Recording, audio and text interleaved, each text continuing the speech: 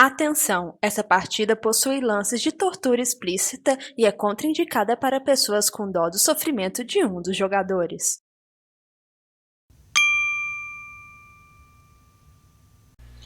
Olá a todos, meu nome é Heitor Carvalho e sejam muito bem-vindos para a análise da nona rodada do Campeonato Mundial de Xadrez de 2016, partida que foi jogada no dia 23 de novembro de 2016, que nós finalmente chegamos com um dos jogadores em vantagem, depois de 7 empates seguidos. Na oitava rodada nós tivemos nossa primeira partida decisiva e nós chegamos agora na nona rodada em que o Sergei Karyakin, o desafiante do título, está com 4,5 pontos, enquanto o Magnus Carlsen, atual campeão mundial, está com apenas 3,5 pontos, precisando de uma vitória para tentar empatar esse mundial. Nessa partida nós tivemos o Karyakin jogando com as peças brancas, o Carlsen jogando com as peças negras, precisando da vitória. O Karyakin começou a partida com o lance E4, o Carlsen respondeu com E5, a gente teve uma abertura espanhola, igual a gente já teve várias nesse torneio, então vou passar um pouco mais rápido esses lances. Se vocês quiserem entender um pouco melhor, vejam as outras análises que eu fiz desse campeonato. Até que nós chegamos aqui no lance 7, em que as brancas fizeram o lance A4. Bem, aqui a gente tem uma ideia interessante. A gente percebe que se não fosse por esses peões, essas torres estariam se encarando, sendo que elas não estão sendo defendidas por nenhuma peça, certo? Então, a gente corre o perigo de, depois da troca de peões, uma dessas torres vai cair. Então, nesse momento, quem está ameaçando trocar os peões são as brancas. As negras têm que atender a essa ameaça, né? E uma das alternativas que provavelmente seria a que eu usaria na partida, caso eu estivesse jogando nessa posição, seria o lance bispo em B7. Bispo e dama defendem a torre em A8, agora a gente pode trocar esses peões sem problemas, certo?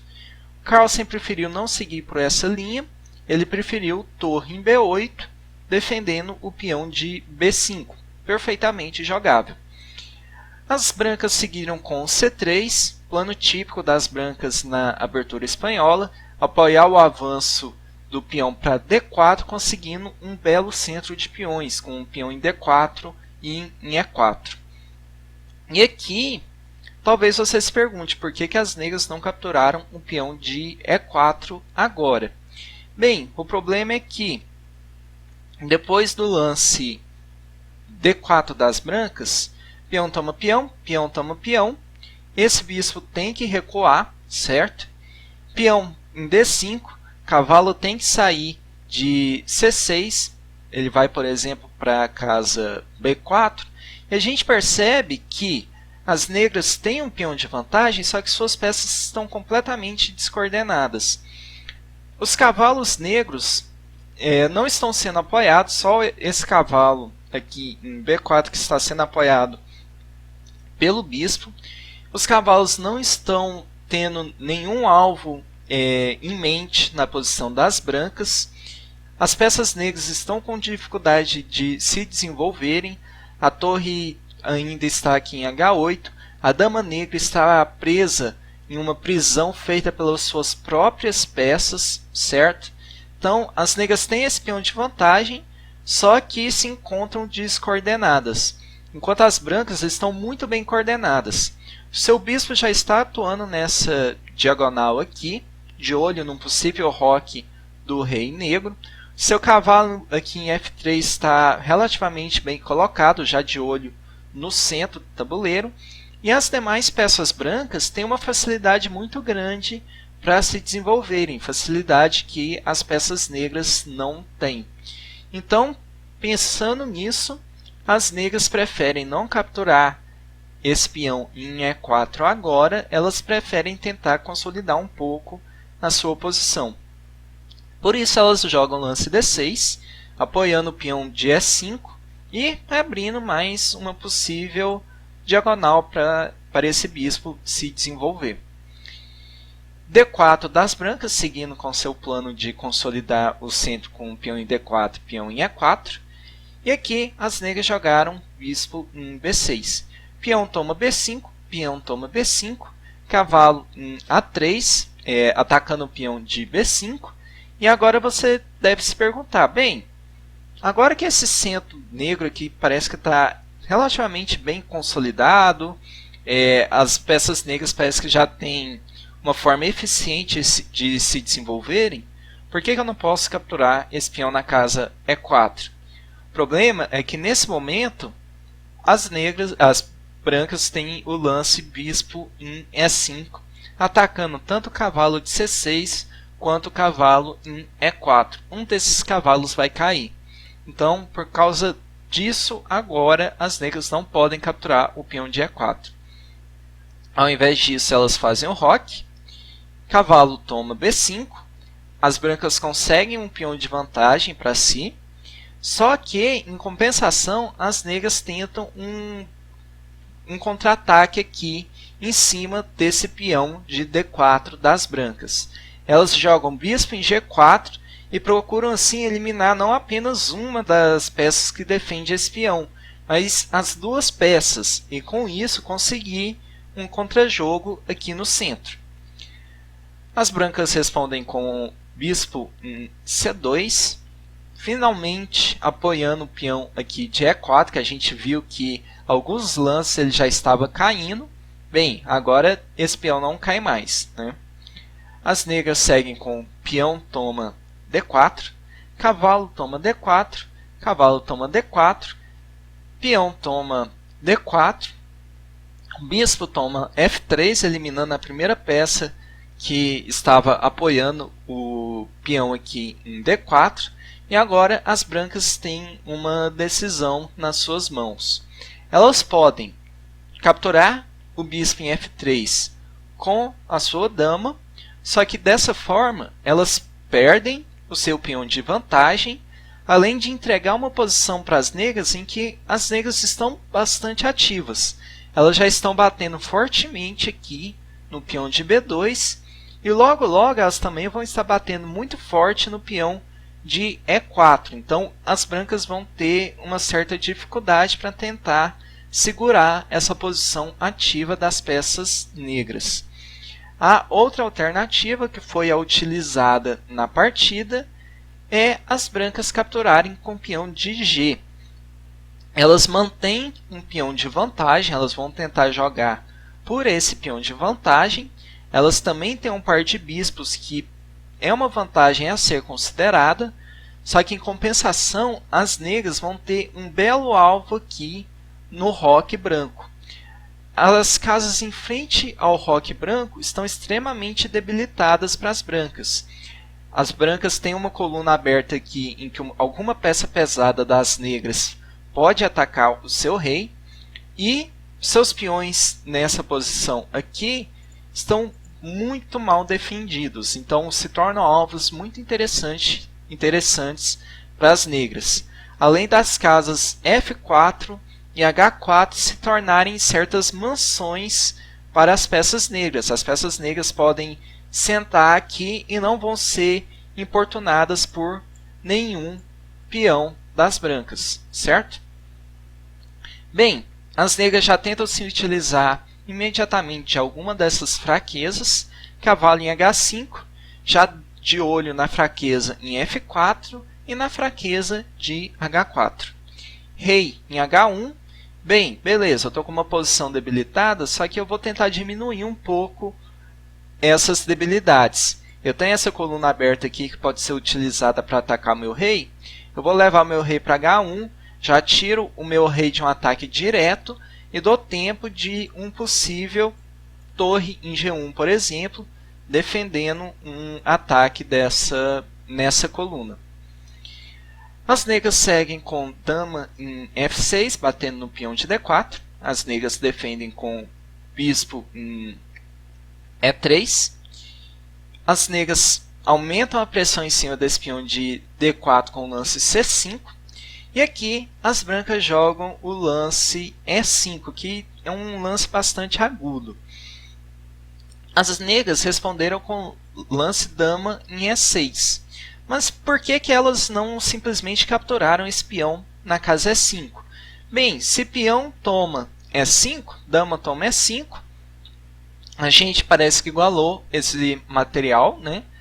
Beleza, as negras vão ter o par de bispos, só que elas também vão ter uma debilidade muito forte aqui em cima do seu roque. Então, essa debilidade não compensaria o par de bispo das brancas. Bem, o problema é o seguinte: as brancas não são obrigadas a capturar esse peão de E5. Elas podem muito bem capturar o peão de C5. E dessa forma, elas têm 2 peões passados aqui na ala da dama. Então, isso causa um transtorno sério para as negras. Por causa disso, as negras não capturam o peão em E5, ao invés disso, elas jogam dama em E6. Peão toma D6. Bem, agora as negras podem capturar esse peão, não podem? O problema dessa captura agora é que as brancas têm peão toma C5, propondo troca de damas, e a troca de damas nessa posição não é interessante para as negras. Por quê? Qual que é a debilidade que as brancas têm nessa posição, que compensam esse peão extra que as brancas têm? É a debilidade do roque branco aqui na ala do rei. O problema é que, com a troca de damas, as negras perdem uma peça muito importante para pressionar essa debilidade.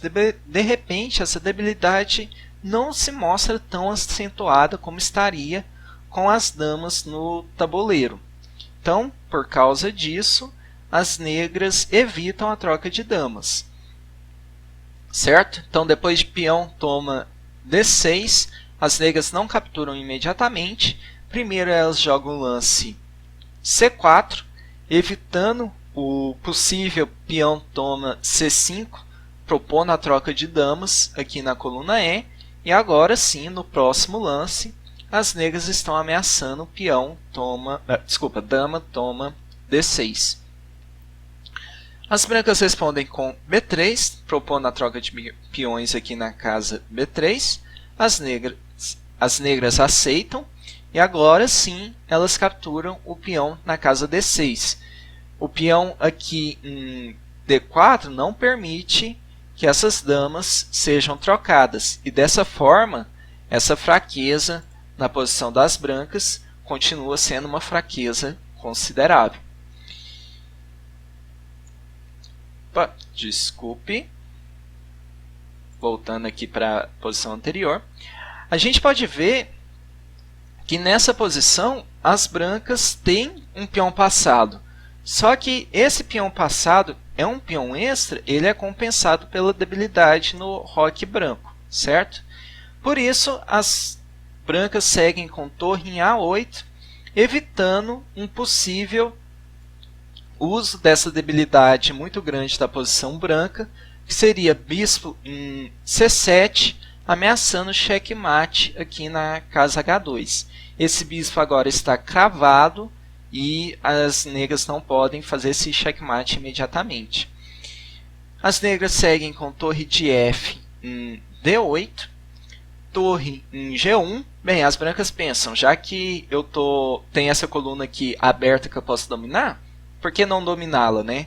Eu já domino essa coluna, estou batendo na casa G7 do roque negro. Talvez eu possa me utilizar dessa fraqueza aqui, dessa pressão na casa G7 no futuro. Então, as brancas já se posicionam para tentar se utilizar dessa casa.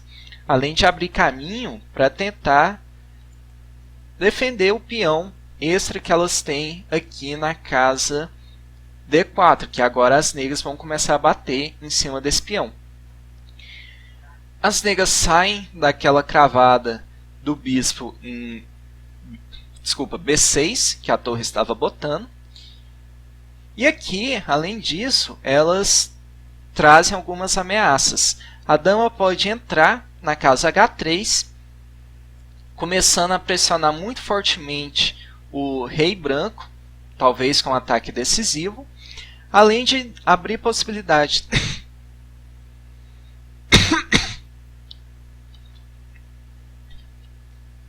além de abrir possibilidade dessa dama vir para a casa B7 ou até mesmo para a casa B5, cutucando a torre aqui em A6 e até mesmo o bispo aqui na casa B3. Então, as ideias do lance dama em D7 são essas. As brancas respondem com torre em G4, aumenta já a defesa aqui em cima do peão de D4, só que principalmente interfere com a ação da dama entrando aqui na casa H3. As negras respondem com cavalo em F6, cutucando essa torre. A torre vai para H4. Aqui ela tem a ideia de ficar pressionando o ponto H7, só que principalmente evitando que a dama entre em H3. Além disso, ajudando na defesa do peão de D4. As negras seguem com dama em B5, batendo na torre, ameaçando uma pressão maior em cima do bispo em B3. A torre recua para A1. E aqui as negras teriam algumas alternativas interessantes nessa posição. Uma delas seria bispo em C7, procurando manter a pressão aqui em cima desse roque branco, batendo aqui no ponto H2, procurando aumentar a pressão em cima desse ponto. Uma outra alternativa seria dama em F5, batendo um pouco nesse ponto F3, aumentando a pressão também em cima do roque branco. O problema de dama em F5 seria torre em F4, certo? Essa dama teria que recuar, só de qualquer maneira as brancas estão sendo obrigadas a apenas responderem os lances negros. A gente percebe que são as negras que têm a atividade nessa posição, que têm a iniciativa nessa posição. As negras não fizeram nenhum desses lances. Elas fizeram um lance que eu achei duvidoso, que é o lance peão em G6. Esse lance não ameaça nada e ainda cria algumas debilidades na posição das negras. De repente, esse roque negro aqui está começando a se tornar fraco, né? Cavalo aqui na casa F6 está sem defesa, então eu não vi tanta utilidade nesse lance. As negras poderiam segurar um pouco esse lance. Caso as brancas tivessem algum ataque fulminante na coluna G, aí sim as negras poderiam fazer o lance G6 para evitar esse ataque. Só que protelando um pouco esse lance, as negras não estariam se comprometendo. Com o lance G6 agora, elas se comprometem. Elas comprometem a posição do seu roque.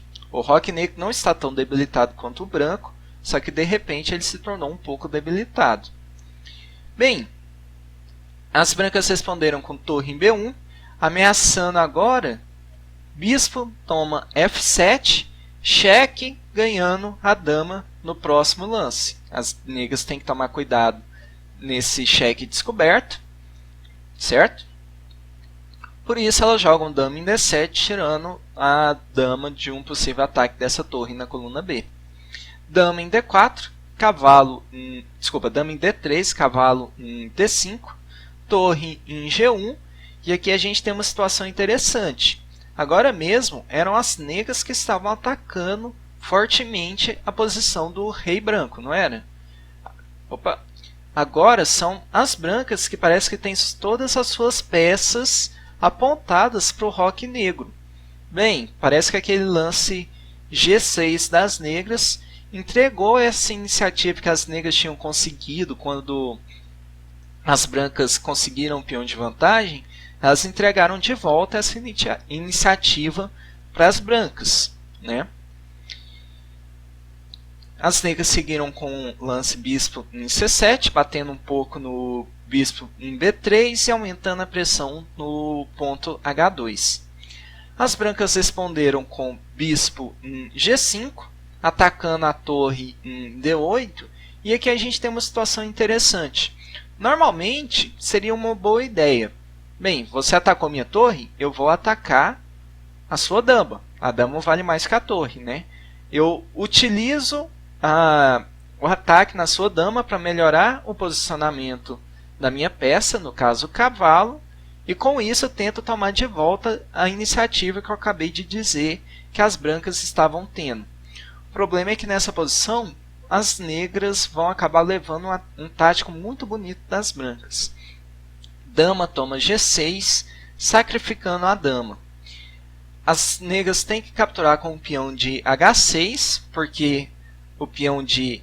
Desculpa, com o peão de H7, porque o peão de F7 está cravado por causa do bispo em B3. E agora as brancas jogam bispo em F6, jogando bispo em conjunto com a torre para dar um checkmate no rei negro, certo?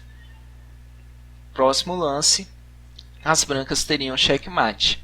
Então a gente percebe que por causa desse lance cavalo em B4, que foi feito para tentar melhorar o posicionamento do cavalo em cima do ataque da torre negra que estava aqui em D3, o peão aqui na casa F7 acabou ficando cravado, o que possibilitou que as brancas dessem checkmate.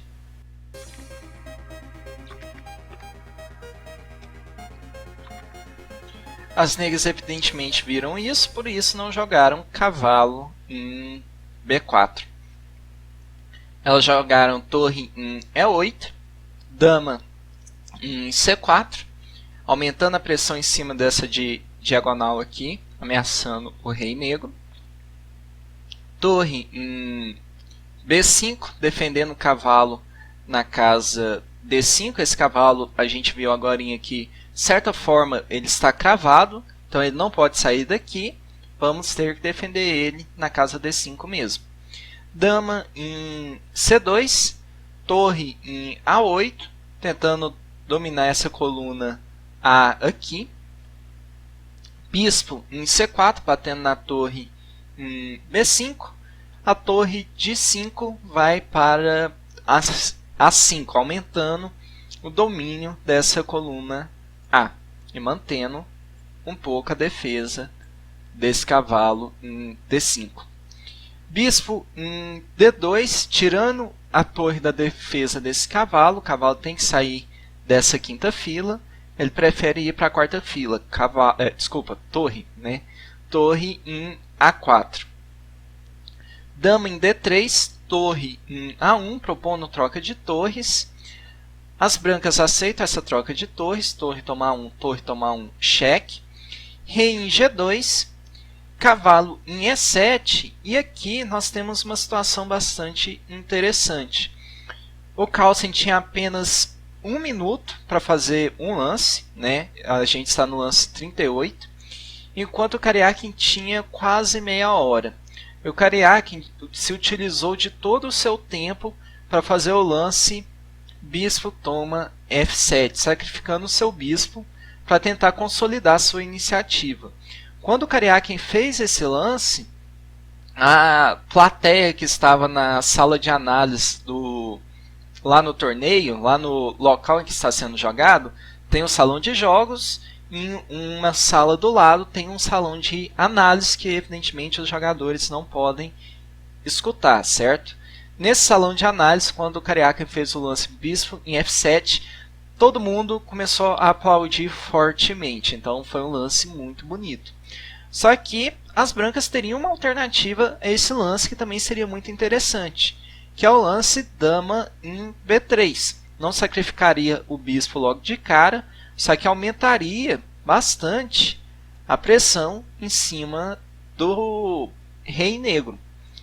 As negras tentariam seguir com cavalo em F5, bispo toma F7, agora apoiado pela dama, dama toma bispo, dama toma dama, rei toma dama, torre toma H7, e agora o que as negras vão escolher?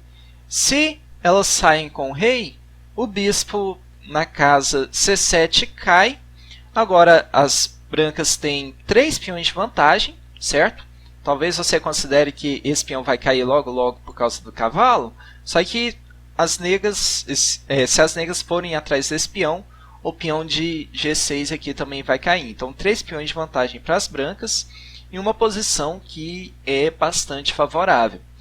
Se, ao invés de sair com o rei, elas tentarem se defender com o cavalo em G7, a situação é um pouco pior, porque as brancas têm bispo em H6 à disposição, atacando esse cavalo em G7, esse cavalo vai cair, dando vitória para as brancas.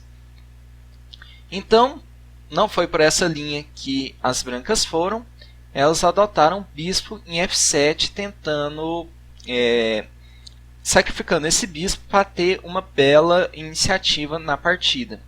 Rei toma F7, dama em C4. Só para fazer uma pequena contagem de materiais, agora as brancas têm 2 peões de vantagem em troca de um cavalo, certo? Só que essa pequena desvantagem material é compensada pela iniciativa que as brancas vão ter. Rei em G7. E aqui as brancas fizeram um lance D5, que tem uma ameaça muito interessante. Bispo em C3, ameaçando duplo no rei, cheque, as negras têm que respeitar, ao mesmo tempo em que atacam sua torre na casa A1. Como as negras se defendem disso? Bispo em F5. Bem, você vai atacar minha torre, eu também vou atacar a sua torre. Eu estou com esse cavalo de vantagem, só que eu vou entregar esse cavalo de vantagem para tentar tirar um pouco da sua iniciativa nessa partida. As brancas seguem com bispo em C3, cheque, o rei sai do cheque, bispo toma A1, cavalo toma H4. Bem, as torres foram trocadas e agora as negras entregaram esse cavalo de vantagem que elas tinham, só que em contrapartida elas conseguem ganhar o peão na casa D5, que estava se tornando um peão muito forte, que estava ameaçando promover logo, e dessa forma as negras conseguem tirar a iniciativa que as brancas estavam tendo nessa posição. Bem, agora as negras podem capturar esse peão em H7, né? E tentar fazer algum estrago jogando dama em H8 ou ameaçando esse bispo. Não. Nessa situação, se as negras jogam dama em H7, as brancas jogam dama, toma H7, as negras se empatam imediatamente jogando dama em G5, cheque, rei em F1, e aqui a gente vai ter uma repetição de posição, empate, certo? Por isso, as negras não querem empatar, apesar de não terem mais tanto a iniciativa. Se alguém pode vencer nessa posição, são as brancas, porque elas têm esse peão de vantagem, elas estão ainda pressionando um pouco a posição das negras, então as brancas vão tentar forçar um pouco mais essa posição. Dama em F6, dama em F7, protegendo do cheque, e aqui seria interessante para as negras a troca de damas. Por quê? A ideia das negras agora é simplesmente trazer o seu rei para a casa F5, depois trazer o seu peão para a casa H4 e não trocar de forma alguma os bispos. Se as brancas tentarem propor a troca de bispos, as negras simplesmente saem com o bispo para o outro lugar. Dessa forma, o bispo aqui branco de casas escuras não dá conta de bater em nenhum peão das negras, certo? Porque os peões estão em casas claras. O rei sozinho também não vai dar conta de tentar ganhar um desses peões. Quando as negras precisarem gastar um tempo, elas simplesmente jogam seu bispo. Essa posição seria empatada. Quer dizer, a gente percebe agora que o objetivo das negras é trocar as damas. Assim que as damas forem trocadas, a partida está empatada, por causa dessa configuração aqui. As brancas não querem trocar as damas, certo? Por isso, elas jogam dama em D4. Recapitulando, se alguém pode vencer nessa partida, esse alguém é o jogador das brancas. As brancas agora começam uma sessão de tortura nas negras. O Carlsen está precisando da vitória. Ele já perdeu na última partida, ficou extremamente debilitado. a partida que teoricamente é considerada empatada, só que o Karjakin continua pressionando o Carlsen, obrigando o Carlsen a achar os melhores lances nessa posição para não entregar esse empate de bandeja para o Karjakin, né? Acaba perdendo a partida por algum deslize. Se o Karjakin fizer algum deslize, por ele ter um peão de vantagem, provavelmente ele ainda consegue empatar a partida. Se o Carlsen cometer algum deslize, já era. Segunda derrota nessa partida. Então nós temos uma longa sessão de tortura por 30 lances nessa partida que eu me recuso a comentar. Não tem nada o que se comentar aqui. Os jogadores estão apenas jogando as peças nas melhores casas possíveis. Mas depois de 74 lances nessa partida, finalmente os jogadores concordaram em empatar essa posição. O Carlsen com certeza já estava bastante cansado nessa partida. E agora nós temos um total de 5 pontos para o Karjakin, 4 pontos para o Magnus Carlsen. O Carlsen ainda precisa de uma vitória para tentar igualar esse match, só que na próxima partida ele vai ter as peças brancas, o que dá uma chance maior para ele tentar vencer essa partida. E na verdade, enquanto eu estou analisando a 9ª rodada, a 10ª rodada está acontecendo aqui do meu lado, e o Carlsen está... Agora é o lance 50 que está sendo jogado no tabuleiro. Rei em H3, as negras responderam com cavalo em H6. Parece que o Carlsen está tentando pressionar realmente o Karjakin. Então vamos ver se essa partida vai acabar em vitória para o Magnus Carlsen. Bem, mas se você quiser ver o resultado dessa partida, eu recomendo que você assista o meu próximo vídeo, que eu vou fazer a análise e vamos ver qual que vai ser o resultado, ok? Bem, eu espero que vocês tenham gostado. Me desculpem pela minha voz, parece que eu já estou ficando sem voz depois de quase um mês analisando várias partidas aqui no canal, mas eu vou conseguir terminar esse Mundial. Eu espero que eu conte com vocês nos próximos vídeos. Não deixe de deixar o seu gostei e tchau!